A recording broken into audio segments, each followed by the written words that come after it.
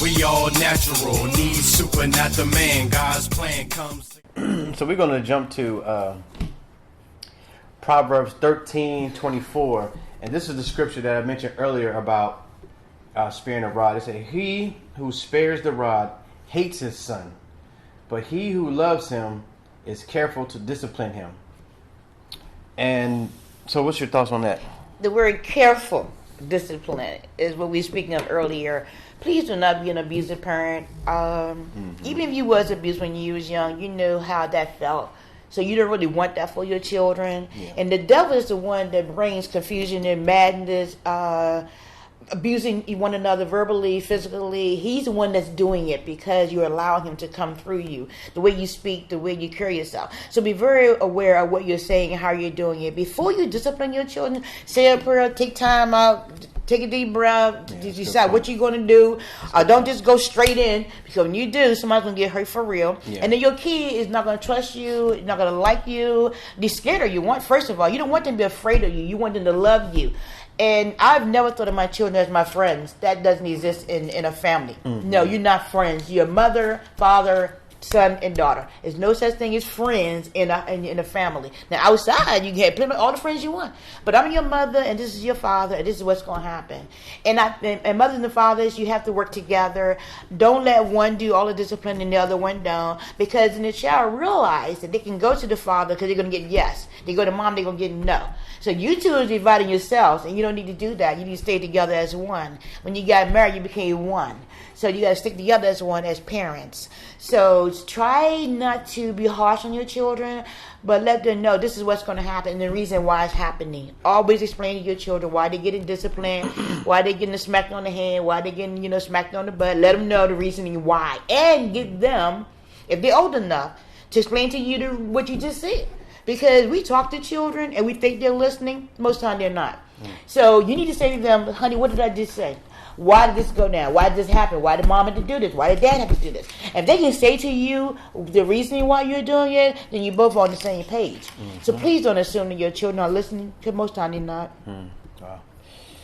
Wow. Well, I have a question that just came to my mind, but I want to also read this other scripture before I ask the question. And it's also from Proverbs 3. And it's Proverbs chapter 3, verse 11 through 12. And it says, "For wisdom," okay. "My son, do not despise the Lord's discipline, and do not resent his rebuke. Because the Lord disciplines those he loves, as a father, the son delights in that." Well, let me say this before we move forward. Is this ironic that the people that we love and that we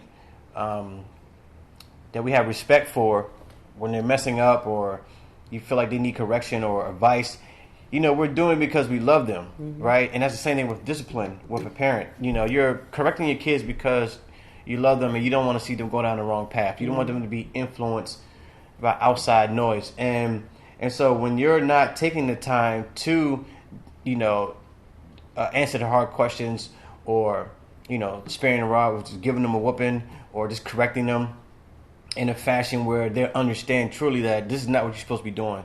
Because something as simple as like not touch the stove can turn into them hanging out with a certain person, mm-hmm. or them, acting up in school. Something as simple can really give them the idea like, well, if I didn't get corrected on this, then I'm just going to keep pushing the limits and see how much further I can keep going. Mm-hmm. And that's with all of us, when people try to test you in life, you're going to say or do one thing, and then you don't say nothing. Then they're going to say or do something the second time, and then they're going to keep going. So they're going to keep trying to push you.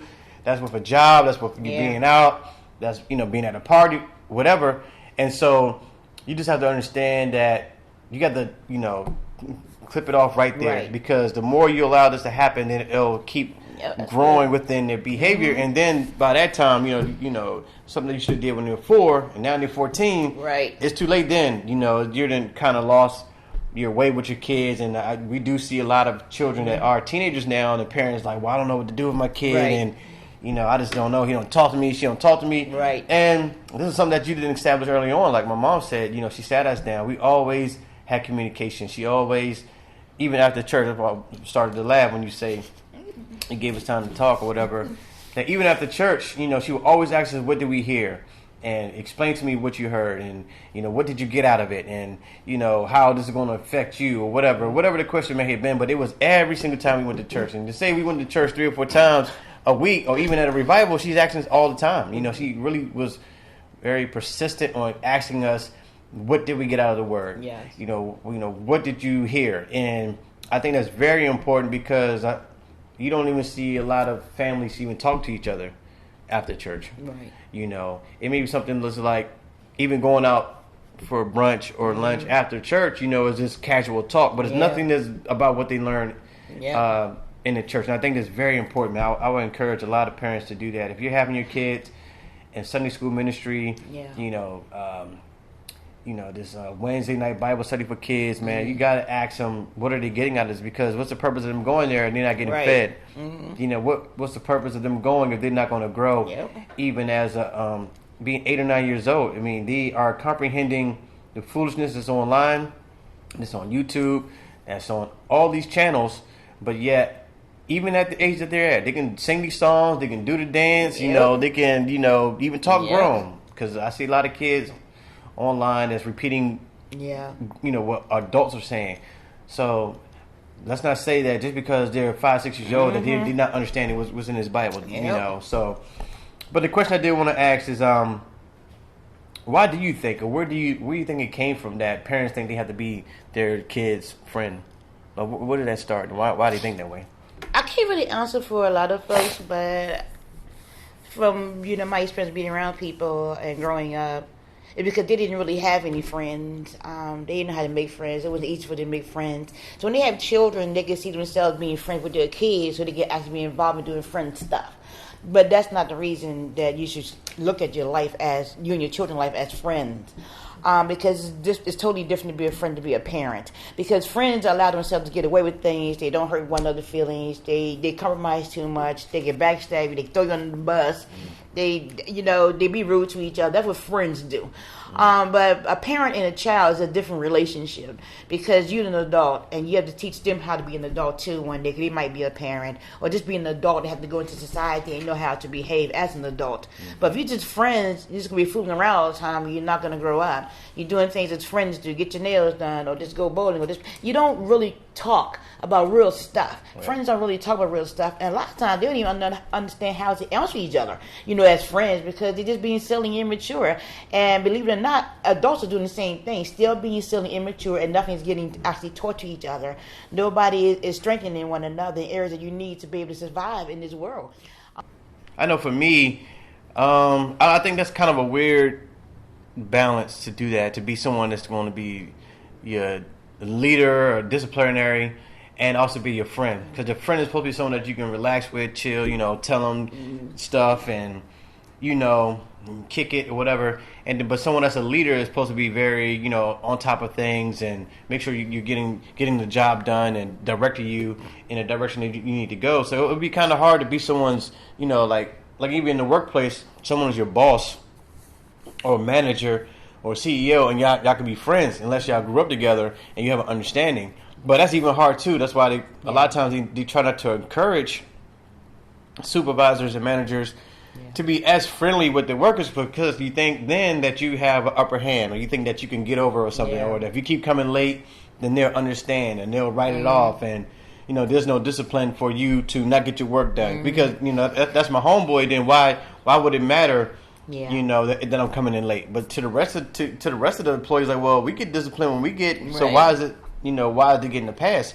And it's the same thing with your children. Your children is like, well, if you're disciplining one child over the other, then they're like, well, why does he get to do that, and then I got punished for it, and then it just becomes this issue that you don't know who to give more favor to, or you're being more open to letting them just slide on stuff. And so that's why I don't necessarily agree with it either.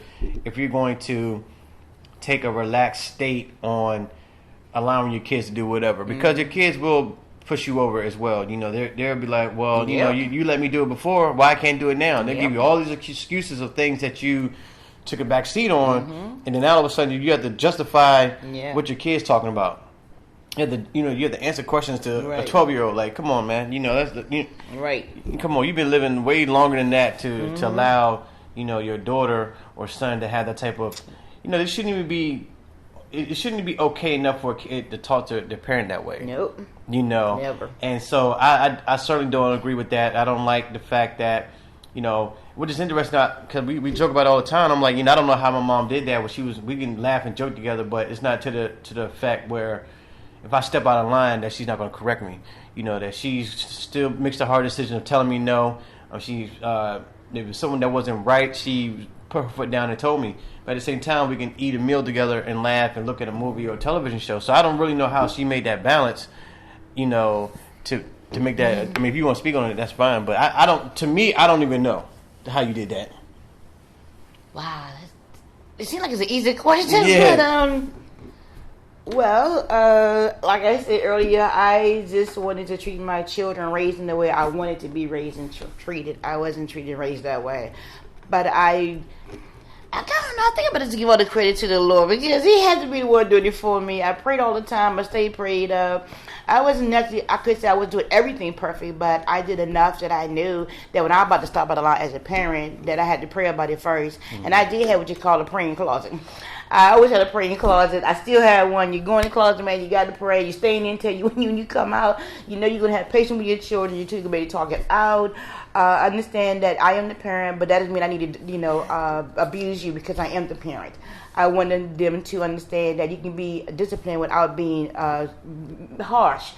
I wasn't a person that swear. I don't like cursing like that in my children. I just don't see the need to do so. It's very rude and nasty anyway to have that type of mouth with your children. Right. And your kids are going to grow up and mimic you. So I have to be very aware of what I'm mimicking and what they're going to mimic from me.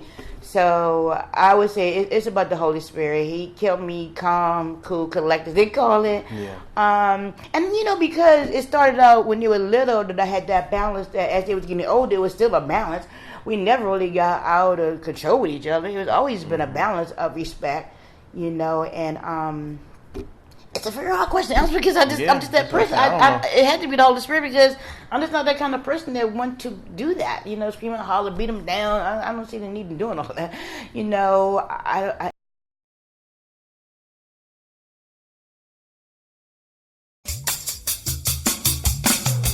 We all natural, need super, not the man. God's plan comes together no matter the weather. Trust in Him, believe in Him. Because of Him, we can do it. Come together like a unit.